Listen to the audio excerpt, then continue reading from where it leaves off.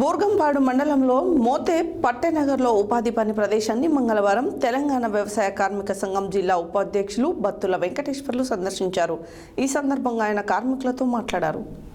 బూర్గంపాడు మండలంలో మోతే పట్టినగర్లో ఉపాధి పని ప్రదేశాన్ని మంగళవారం తెలంగాణ వ్యవసాయ కార్మిక సంఘం జిల్లా ఉపాధ్యక్షులు బత్తుల వెంకటేశ్వర్లు సందర్శించారు. ఈ సందర్భంగా ఆయన కార్మికులతో మాట్లాడుతూ ఏప్రిల్ నెలలో 70, 50 లేదా 100 లోపే వేతనాలు ఇచ్చారని, మహాత్మా గాంధీ జాతీయ గ్రామీణ ఉపాధి హామీ చట్టాన్ని 100 రోజుల పని గ్యారంటీ చేస్తూ సాధించుకున్న విషయం అందరికీ తెలిసిందే. కానీ ఈ 10 సంవత్సర కాలంలో మోడీ ప్రభుత్వం చట్టాన్ని రద్దు వేయటానికి అనేక కుట్రలు పన్నుతుంది. సక్రమంగా పనులు చూపించడం లేదని, పని కూడా గ్రామాలలో రైతులు తమ పొలాల్లో పని చేయించుకోవడం లేదన్నారు.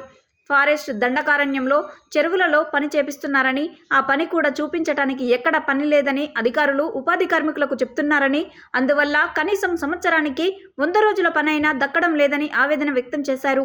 దీనివల్ల ఉపాధి కార్మికులకు వేతనాలు 1 సంవత్సరంలో వచ్చేది 2వ సంవత్సరంలో కూడా ఇవ్వడం జరుగుతుందని, ఇది చాలా దారుణంగా ఉందన్నారు.